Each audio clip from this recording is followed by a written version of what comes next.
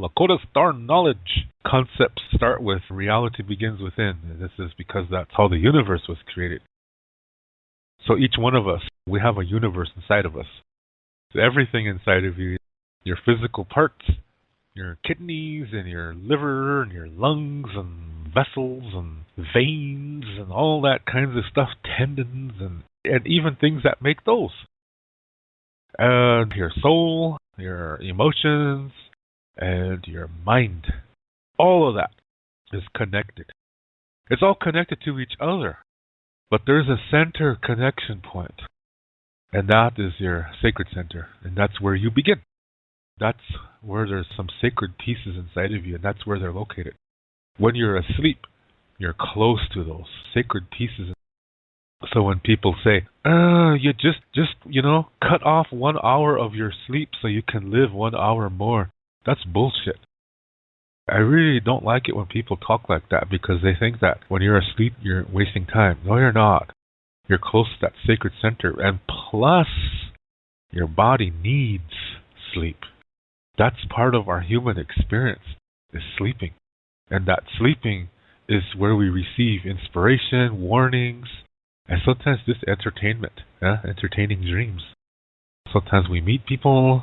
Sometimes we go through a whole adventure that seems to last days in the dream, and that shows how deep in sleep you are. The deeper in sleep that you fall, the more time you can experience there. It seems like an eternity. But when you wake up, maybe you just took a small nap for like an hour. But in the dream, you were so deep that the whole week went by. You know what I mean? It's like that. That's cool, I think. And like I said, you receive inspiration, ideas, and all kinds of wonderful things from your sacred center. And you can receive more of that if you open yourself up. And to open yourself up means living in a healthy way, means to take care of your 4 parts of yourself, your physical body, your mind, your emotions, and your soul. And like I said, where they meet is the sacred center. And when you do this, you're going to go into your past and face everything. So that means all the emotions are going to come to the surface again with those experiences. But that's just the door. Don't worry about that. All you got to do is express those emotions without hurting anybody or anything. And that includes people and places and animals and plants. Don't hurt them. Don't even hurt yourself. Just express that emotion. Go and shout or whatever, and hit a punching bag, but don't hit a tree or get scared or whatever. And then take some deep breaths. Do some breathing exercises just of breathing deep and then calming down. Just listening to everything that's happening around you. As each second goes by, just listen closely to every little thing and slowly go into yourself, and then you reach a point of you're here right now, 100% here. Then you look at that experience and start saying, what can I learn from that? How can I make the best of that? As you start thinking like that, those emotions leave and you start coming to peace with it. And it turns into a blessing. It's the teacher. It's teaching you something. When you do that concerning your difficulties from your past, now you're learning how to do this with everything in life. When you encounter something new for the first time, you check it out. Maybe it's a good thing. Maybe it's not. You'll never know unless you check it out. That's something for the first time. Because we'll encounter things similar all the time. So you already have a good idea. So what I'm talking about is when you encounter things for the first time. Also, it helps you to enjoy blessings even more than you could before. And then you learn that difficulty is just a part of life. It does not mean it's bad. It just means it has to be worked out. And then it leads to a blessing. No matter how difficult that is and no matter where it comes from. And with blessings, you enjoy them, no matter where they come from. And when you do this, when you live this way, you stay in the present moment, and that influences your future in a really nice way. And then, as you're establishing this peace inside of you, it's going to show in the way you communicate, because reality begins within. So how you communicate That's a reflection of what's going on inside of you. So if you're healthy, your communication's going to be healthy.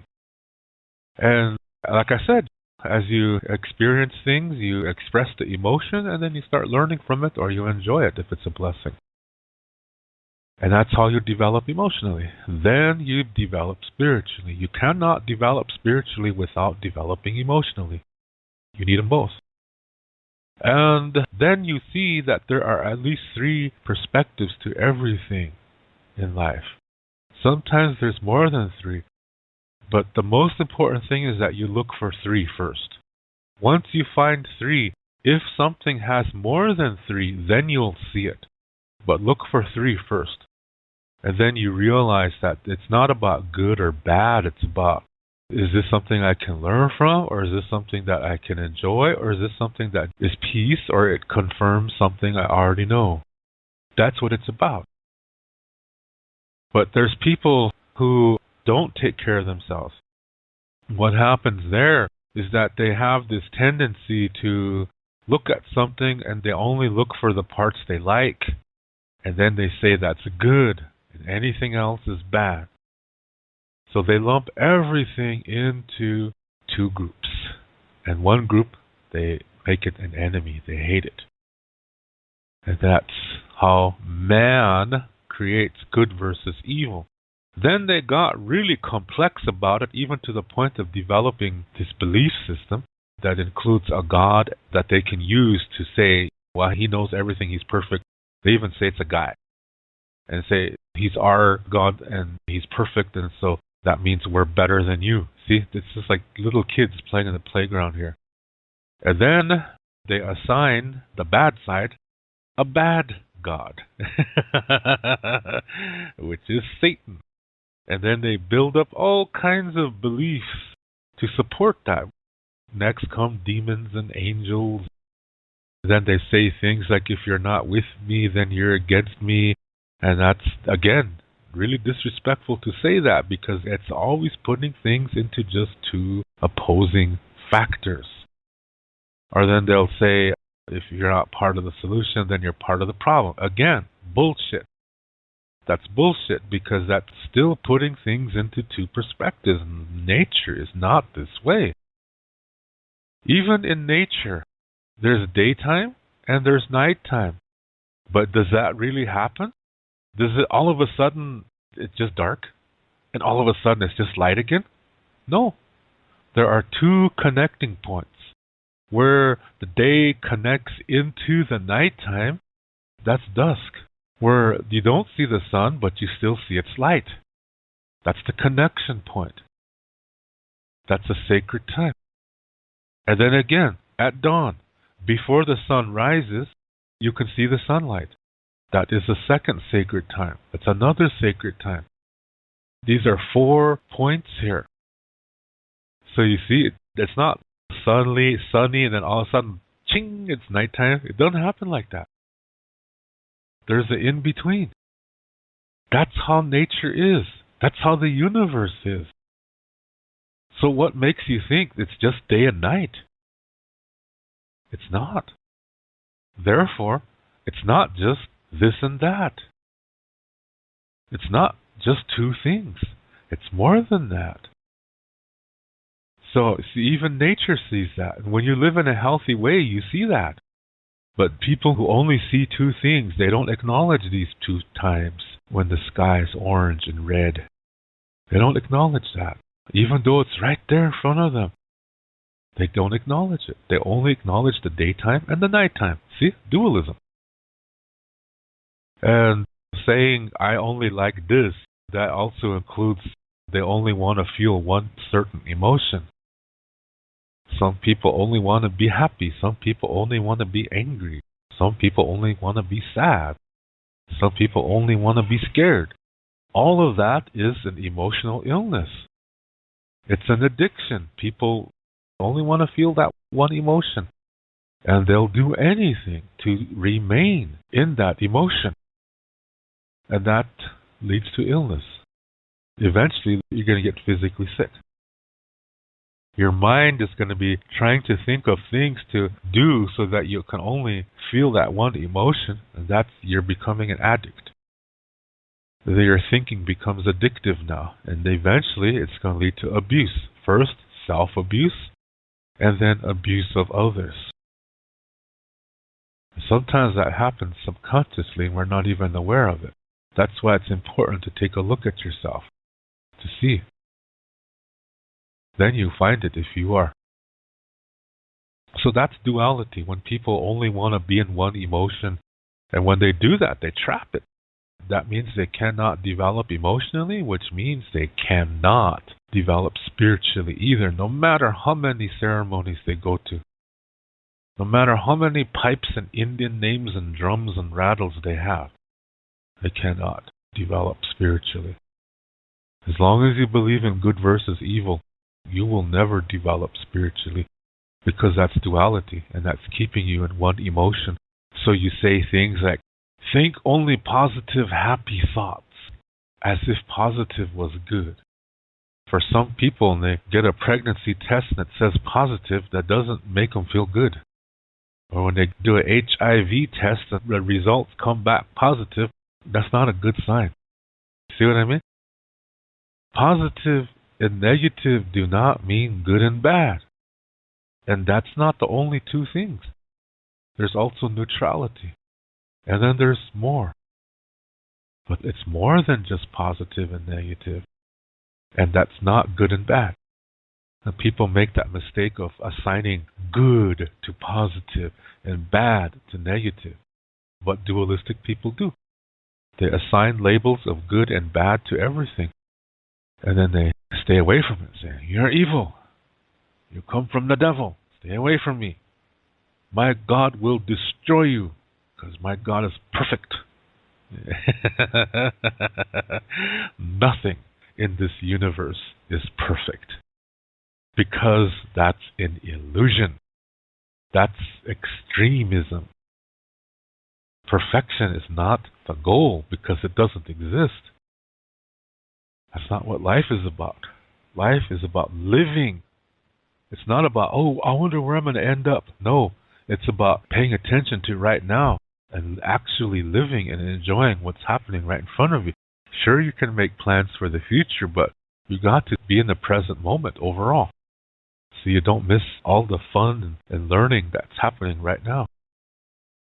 These are foundations of what Lakota Star Knowledge is about. It's about getting to know yourself so that everything inside of you is nurtured. All the connections inside of you are nurtured because of your healthy lifestyle. And that helps you to be at peace within yourself. Now you're able to be at peace with everything around you. Now remember, being at peace does not mean you agree. Sometimes you'll disagree with others, and that's okay. As long as you don't try to force each other to believe each other's beliefs or try to prove the other one wrong, then you can agree to disagree, and that's still peace. It's still respect. So this is how it is. When you can do that, then you're able to be at peace with the world around you or with the universe around you. So before you can understand the universe out there, you have to understand the one inside of you, because reality begins within. Now, there are some dualistic people who get so extreme that the only way they see peace being possible is for some fictitious super alien nation somewhere out there that's going to come to this planet and save all of us. See, that's a projection of an inferiority complex and emotional insecurity. They want somebody else to save them. They don't want to save themselves. And the truth is, we are the only ones who can save ourselves. So that's kind of a disorder there, a personality disorder when people talk like that. How you communicate reflects the kind of person that you are. If you take the time to check things out, that's a good sign that you are a healthy person, because you've taken the time to come to peace in your life. You're a healthy person. But when people read a National Enquirer and say, oh, gee, look at that, the lady had a Bigfoot baby, and they actually believe that to be real. Oh, the UFO landed on Washington, D.C. at the White House and stayed there for 5 minutes and took off. Look at that. They don't even take the time to check it out. They just believe anything they hear. All Indians are good. All Indians are mystical. All Indians don't make mistakes. People think this of Indians. They really idolize us. They really think we're all it. They think we're super intelligent, superhuman. And that's not true. It's really not true. That shows me that when people think like that, that shows me how they are, that they're really unhealthy. They don't take the time to check things out, which means they don't have peace in their life, which means they're dualistic. They see things only as good versus evil. Reality begins within. Then that's where you should go to start a healthy way of living, so you can start seeing yourself as a human and not as a skin color. The 4 colors of the medicine wheel only represent the directions. They do not represent races of people, because in the beginning there were no races. Lakota Star Knowledge says that humans come on the earth in 5 locations. And at that time, the earth was only one continent. And the way it was laying was that what was east and west back then is today north and south. That means something shifted. And when the 5 groups come into contact with each other, they intermingle. They realize all their babies speak the same language. They all drink water. They all have a language. They all have a way of communicating. They laugh at the same kind of things. They get angry and sad and scared at the same kind of things. And they all can eat the same foods. And we all breathe air. The sun warms us all. And that's how we realized we're all Ikcheoyate, that we're all humans.